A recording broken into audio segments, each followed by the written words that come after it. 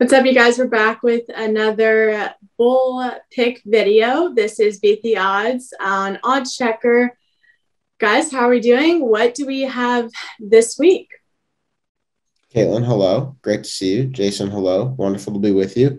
Well, we're excited because Jason and I, we're both like 53.5, 54% against the spread on the year in these videos, like a game or so apart. So things are going to be very competitive here. Let's not forget I added a nice 2-0 thanks to Army Navy. So the business continues to pick up. Let's get right to bowl picks. We're going to start with sort of the first week and just go week by week as the bowl calendar runs through. First on my board is Fresno State -11 against UTEP.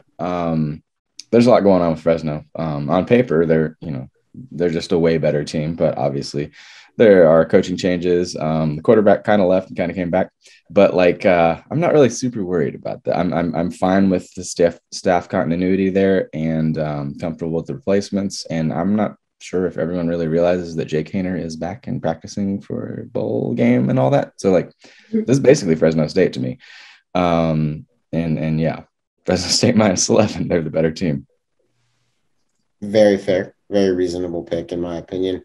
In the New Orleans Bowl, Marshall against Louisiana, I'm taking Marshall +5 in this game.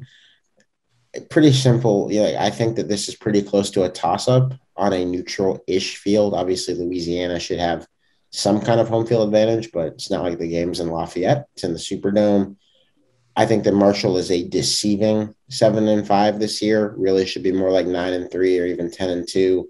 Had a 3-game losing streak early in the year where probably 2 of the games, if they ran it back a few times, would have been wins, and were really close to actually being wins for Marshall. You mentioned coach continuity for Fresno. Louisiana kind of in a weird transitive state.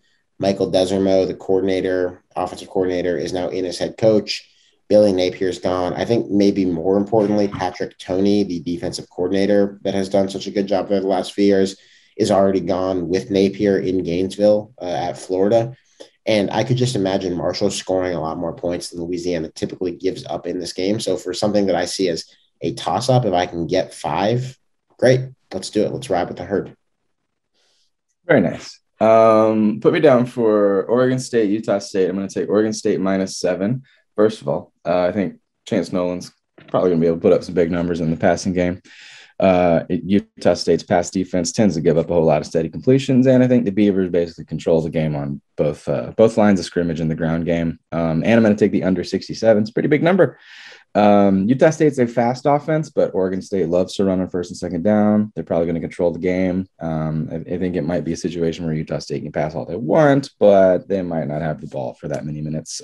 SP Plus has this total as 5 points smaller, and that seems a bit more reasonable to me. 67 is a big number.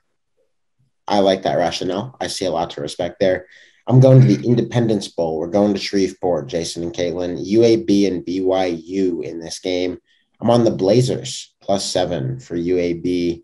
I think it's when BYU has the ball, a really great matchup. The UAB defense has been stout under Bill Clark for years. That's pretty much the formula. Decent offense, really, really strong defense, especially for Conference USA.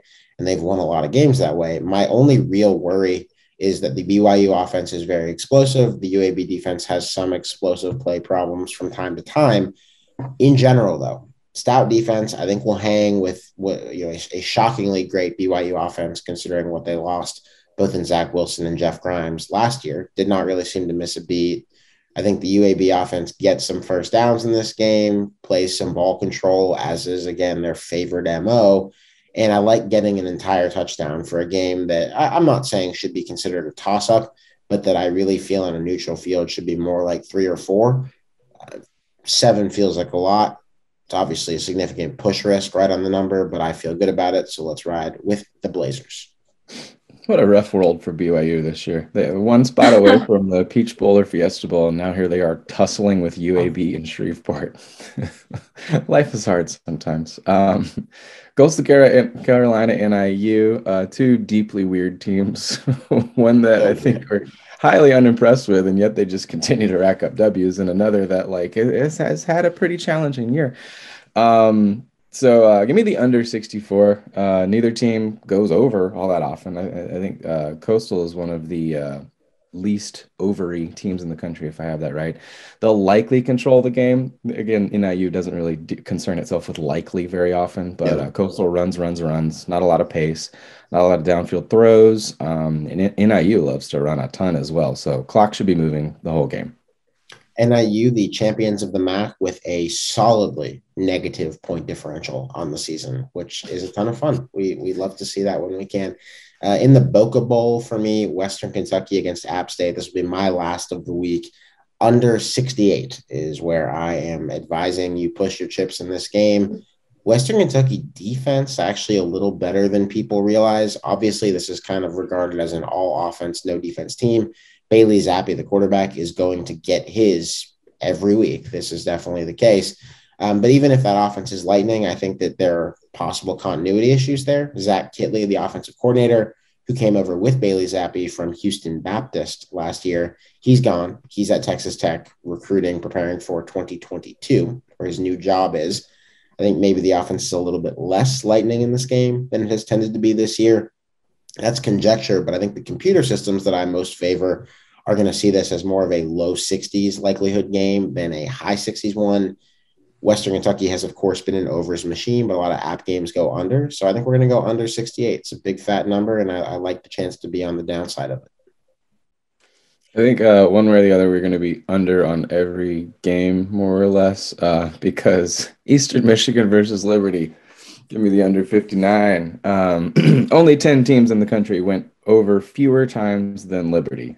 People think Hugh Freeze, big offense, but no. Their only big scoring number in the last 2 months was against UMass. EMU, only 5 overs on the year. They throw a lot, but neither team uses a lot of pace. It'll just be the kind of thing we just sort of sit and watch, as the scoreboard doesn't really do a whole lot, in my opinion. Yeah, definitely.